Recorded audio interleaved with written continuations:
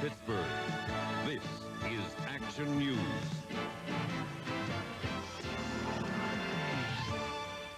All this week on Action News, we presented a series of reports on workers in the city's Public Works Department. Workers who work off city tax dollars, but is the work worth it? Tonight, the mayor's office wants to find out. Good evening. Earlier this month, investigative reporter Jack Salvatore randomly followed city work crews to see if they were putting in a full day's work for a full day's pay. Observations showed they were not. Tonight, Jack tells us the mayor's office is looking into that matter.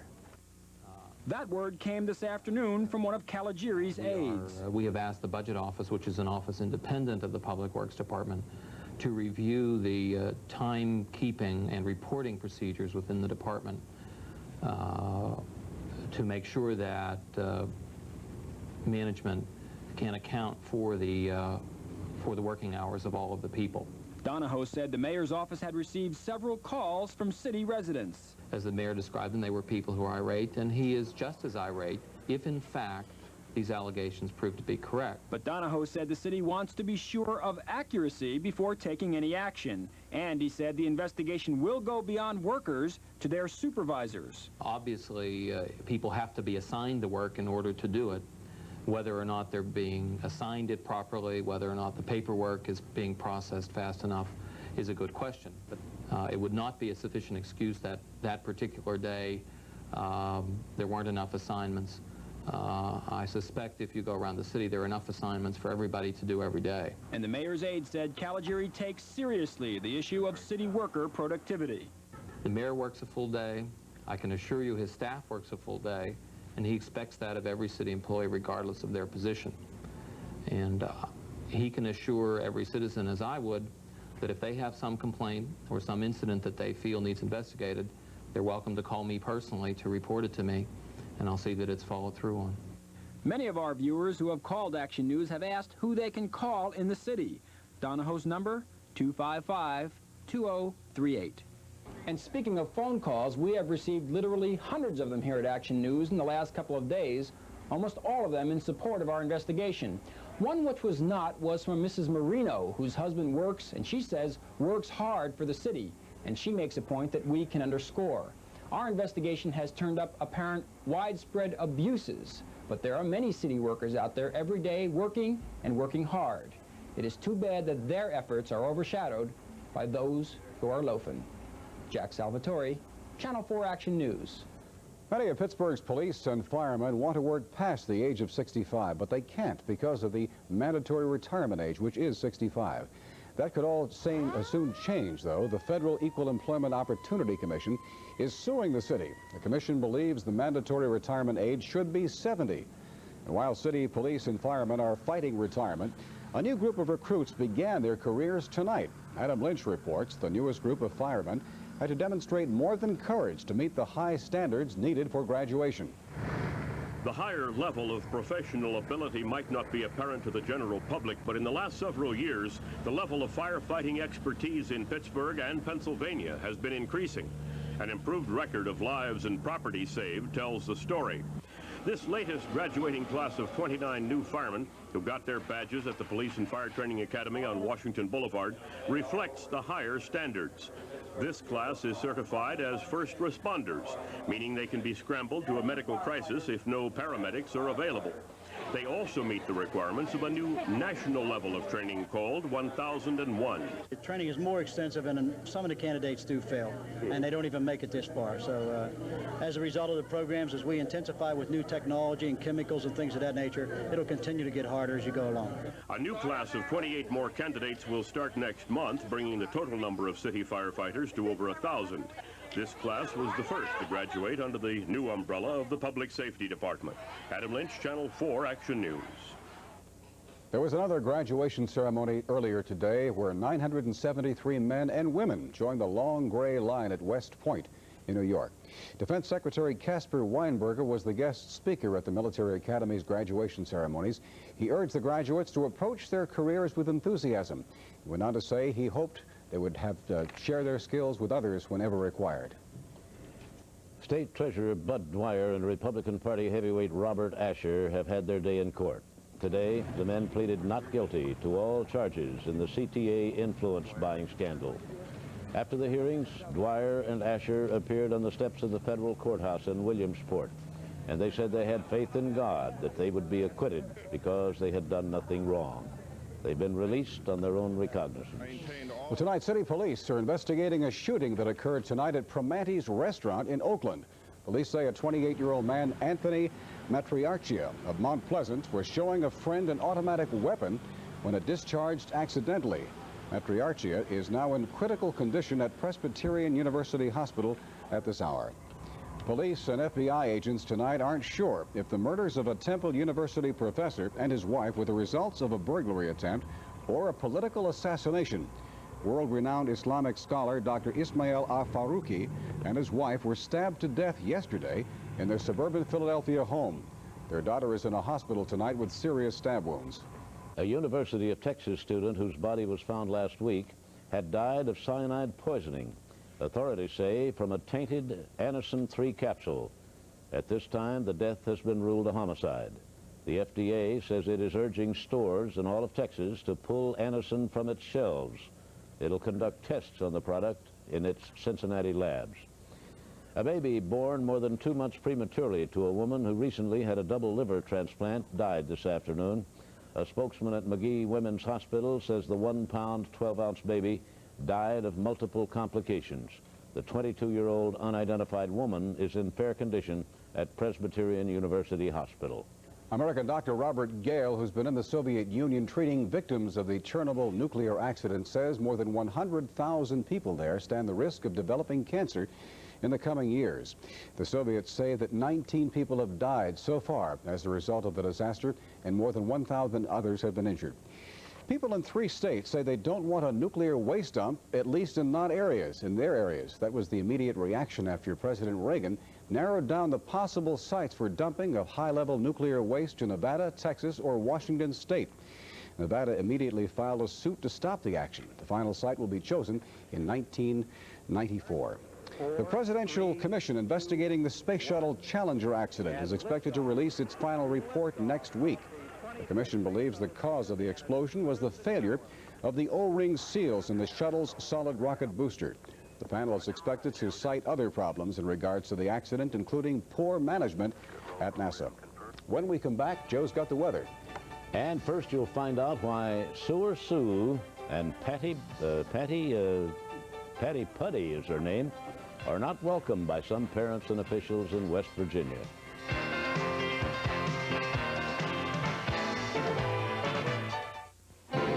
Now, Exxon brings you the power to help overcome knocks and pings, to end hesitation, to clean fouled fuel injectors. Introducing the new Exxon gasolines with exclusive detergent additive XCL12 to keep you running smooth. Move up to the new Exxon gasolines with XCL12. What's the best-selling line of imports in America? Who is the first to introduce 1987 models? Which of these hot newcomers comes in 12 models and carries the smallest price tag of all? And what car has come to define luxury to more drivers than any other luxury import?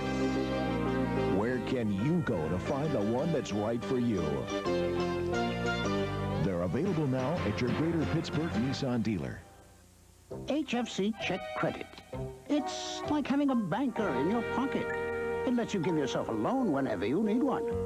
Just write a check, you've got a loan. Anytime, for anything. HFC Check Credit works like a credit card, only harder. It lets you borrow more at lower interest rates than most credit cards. See us about HFC Check Credit and see how simple it is to give yourself a loan. HFC Check Credit. It's like having a banker in your pocket. When my boss said, I want the best for you, I thought, sure, Swintech. What's a Swintech? Electronic typewriters. Well, Swintechs are super. They've got lots of electronic features and sculptured keyboards. He calls it ergonomics. Ergonomics, schmergonomics, they make work easier. And they're affordable. I know. I pay the bills. Mom, is my letter ready? My son, the boss. Consult the Yellow Pages or call 1-800-225-0867. Sticky Ricky and Slimy Sue, or as Paul mentioned, Patty Putty, are just a couple of the hundreds of collectible cards being called Garbage Pail Kids. And tonight, they'd be on the lookout for a Mean Mansion. That's the West Virginia State Treasurer James Mansion. Yvonne Zanos tells us he is taking steps to get these cards off the store shelves in West Virginia. Some kids collect Garbage Pail Kid cards, like others collect baseball cards. But these cards are a bit more controversial. Cards such as Sewer Sue and Patty Putty prompted West Virginia Treasurer A. James Mansion today to ask West Virginia retailers to quit selling the cards. He says they show, and I quote, graphic and monstrous depictions of human mutilation, cannibalism, torture, child abuse and neglect, and intense disrespect for parents and country. In short, an affront to our very humanity. I agree.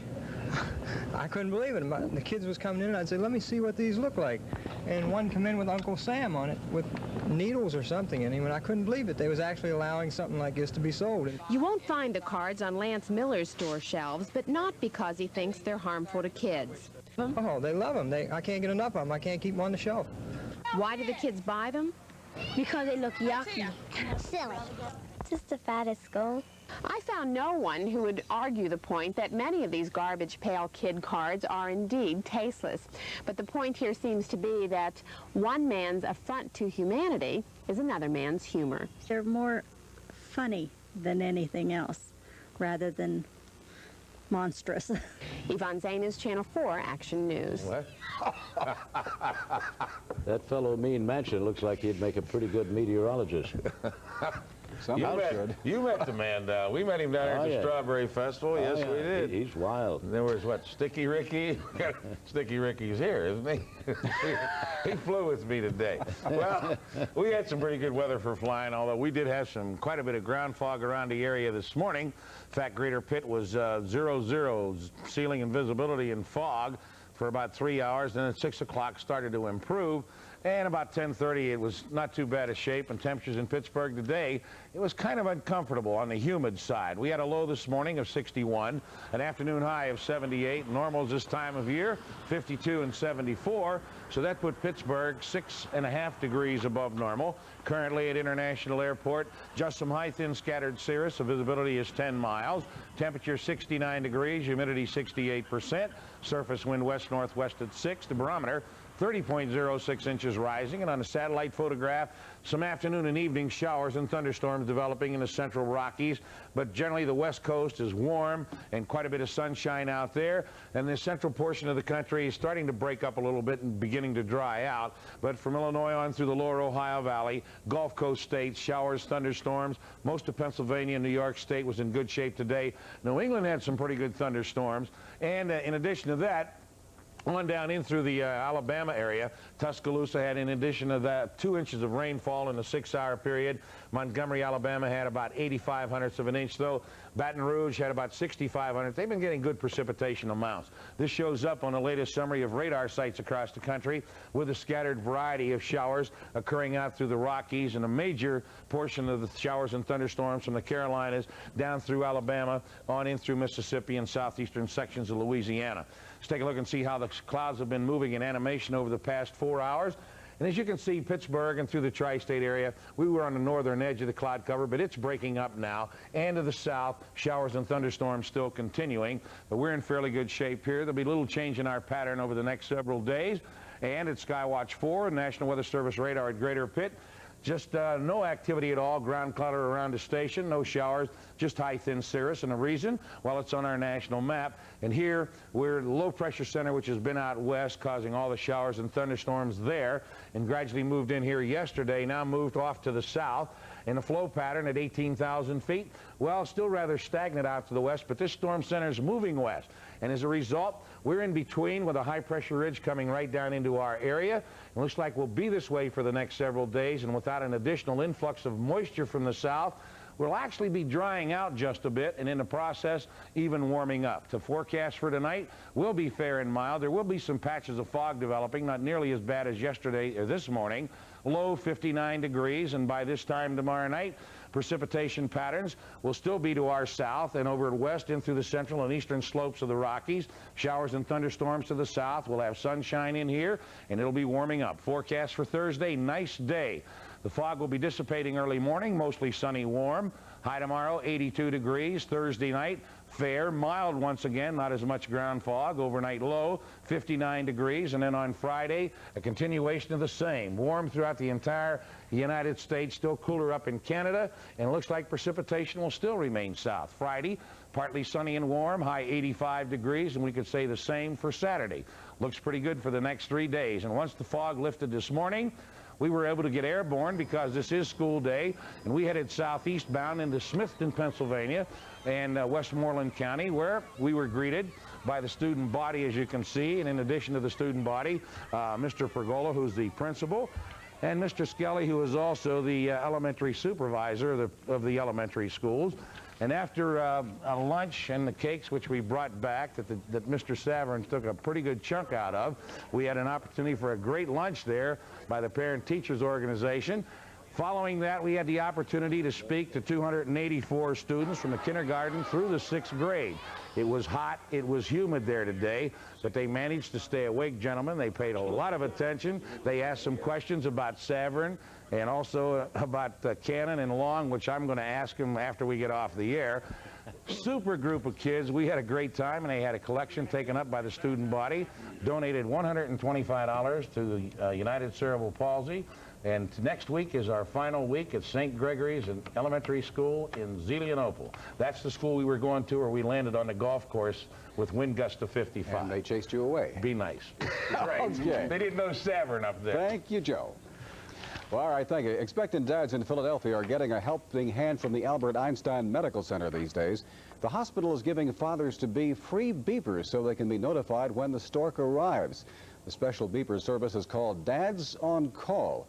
Telephone operators will notify fathers any time of the day or night so they won't be late for the big arrival. Well, the Bucks have been nice to Chuck and the Braves for the past 2 nights, but not tonight. No more nice guys. Hard ball at last. Stan has highlights when we come back.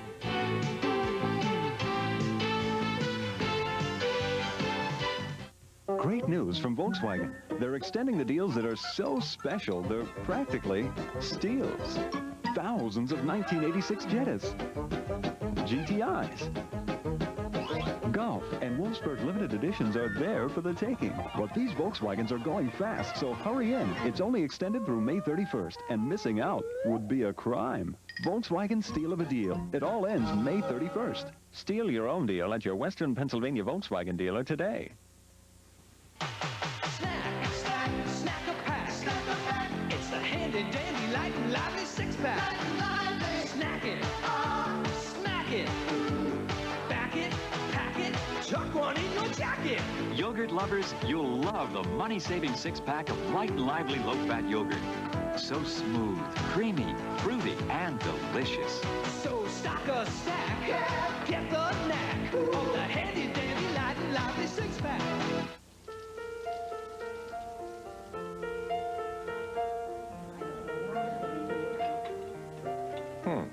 Lunch already.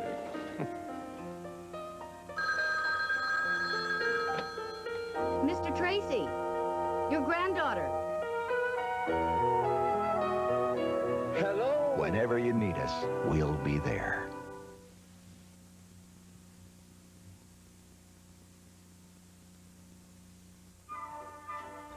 I told my friend I was looking for a bank. He said, go to Landmark. I said, is that a bank? He said, how do you think I paid for all this equipment? I said, but is it a bank? He said, hey, they've got business and interest checking, great rates in their certificates, and a way to borrow money to pay all your bills. What more do you want? And by the way, he said, how are you paying for this root canal, I said, why don't I go to Landmark? It's even better than a bank, right? People to people. It's just a better way to bank. Landmark.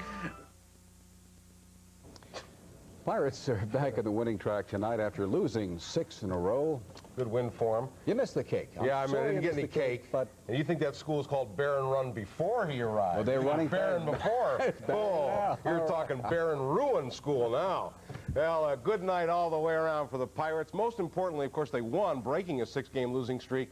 But they also got good starting pitching, even better relief pitching, and they manufactured some runs as they beat The Atlanta Braves 4-3 before 6,800. Bottom of the first, Joe Orslack on third. Johnny Ray with the double into left field, and Orslack scores. It's a 1-0 ball game. But in the top of the second, McWilliams gives up a 2-run homer to Terry Harper. He's the guy with the home run, the grand slammer the night before. 2-1 Atlanta lead. But in the Bucks in the bottom of the second, Rafael Belliard scores Bill Allman, who was on the move, to tie the game at 2. Bottom of the fourth, Tony Pena, who appears to be coming out of it a bit, hits his third home run of the year to give the Pirates a 3-2 lead. But the long ball came back to bite McWilliams and the Pirates again. Andres Thomas, who's kind of a, well, not a power-hitting shortstop, to say the very least, ties it at 3. But in the bottom of the sixth inning, Johnny Ray is on third base. Craig McMurtry uncorks a wild pitch. Ray scores easily. It's a 4-3 ball game. DeLeon, 2 great innings of relief. The Pirates win it 4-3. Anytime you win a game, if you score a run or a pass ball or whatever, you know, it's a win's a win, so we'll take it anywhere we can get it. This club has to be happy to be able to at least snap the 6-game losing streak and maybe hopefully get things turned around. Well, hopefully, you know, like I said, it's been a real struggle thus far this season, and everything's been going wrong. Hopefully things will start even out for us, and we'll start winning some ball games. In 11 innings, Houston beat St. Louis 4-3. Rick Sutcliffe back on the beam, perhaps a 4-hitter. Cubs beat the Reds 5-0. San Diego pounded Montreal 10-1. The New York Mets beat the Dodgers 4-2 at Shea. Ball game tied at 1-1 in the 6th inning. Rookie Kevin Mitchell, who had made a great catch earlier in the ball game, hits a 2-run homer off Ed Vandenberg to give the Mets a 3-2 lead. That's all usually the doctor needs. Dwight Gooden, 10 strikeouts. He wins his 6th ball game. And Philadelphia shut out the Giants 4-0. American League, Baltimore 9, Oakland 5. Boston beat Cleveland 13-7. Don Baylor, the Boston BH, looking to bat one out of Cleveland Stadium. But Mel Hall goes back against the left field wall and robs him of the home run. Want to play Can You Top This? In the 6th inning, Baylor does it again. This time, Mel Hall nor anyone is going to catch this one. A 3-run homer. The Red Sox go on to win it by 6. 8th inning, Kansas City leads Milwaukee 3-2. In the 7th, Texas 6, the White Sox 3. Toronto leads Minnesota 7-6 in the 8th. New York 4, Seattle 1 in the 1st, up in the Dome. And California leads the Tigers 1-0 in the 2nd. The Association awarded its Art Rooney Award for Man of the Year tonight to Mr. Willard Rockwell. Jack Ham, who will again join me on Steeler Telecast this season, was awarded the first Bob Prince Award. That's for community service work in Pittsburgh. All right, WPIL baseball playoffs. First of all, Moon defeated Swissvale 5-1, the final score in that ball game, and Connellsville defeated Hopewell 5-1. They will meet tomorrow afternoon at 5 o'clock at Pullman Park in Butler. Ford City defeated Riverside AA 4-1. Fort Cherry 5-4. Those two winners will meet tomorrow at 3. NAIA World Series, Lewiston, Idaho. Point Park beat Grand Canyon. They play Grand Canyon again tomorrow. If they win, they once again will be in the championship game of the NAIA Championship World Series out in Lewiston, Idaho. Al Arbor, who took his expansion team and built it into a dynasty, called it quits today after 13 years as coach of the New York Islanders. Of course, Arbor and the Islanders won 4 straight Stanley Cups from 1980 through 84. He'll remain with the organization as a vice president.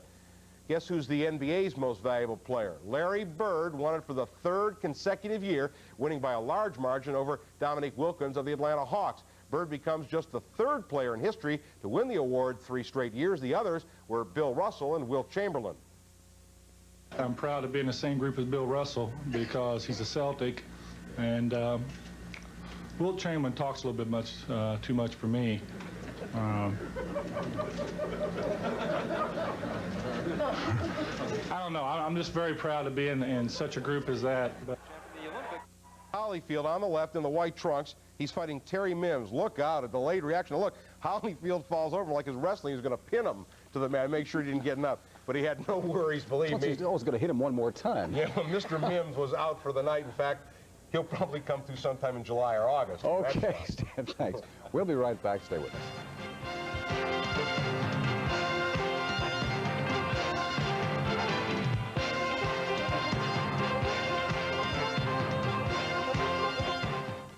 Tomorrow at 6 on Channel 4 Action News.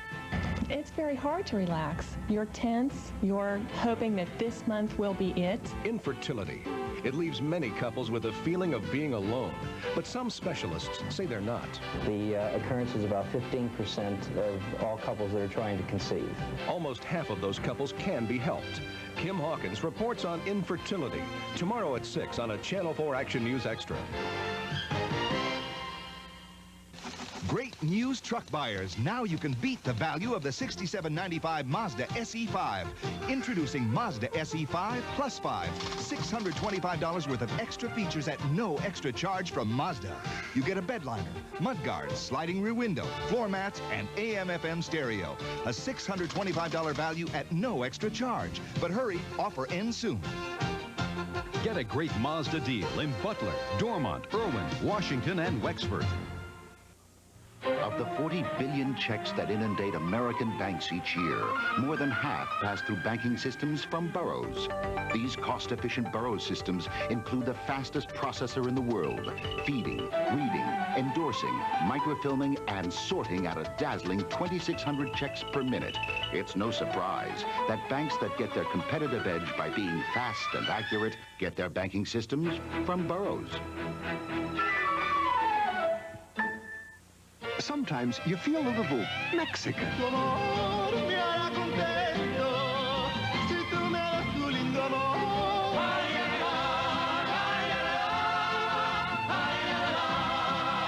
And when you feel a little Mexican and want to have a good time, come to Chi-Chi's Mexican restaurant for steak, chicken, or shrimp fajitas and save $1 on a double order. Chi-Chi's, when you feel a little Mexican. There is a ritual at Caltech in Pasadena that may be unique. When the seniors leave campus, their rooms are guarded by ingenious engineering devices, which the wimps must solve in order to gain entrance. For the wimps, better known as underclassmen, this is the sacred purpose of their existence, to become seniors. The seniors left his room, one senior did, left his room walled off with desserts through which the wimp had to eat his way in order to reach the key to the room. He gave up at the Greek pastry. By the way, there are 845 wimps at Caltech by official count. That's a tough school. Who knows, maybe someday Mr. Science will visit Caltech. Oh, that would be wonderful. That'll make 846. Nightline is coming up next. Have a good night. Channel 4 Action News is a presentation of WTAE TV News.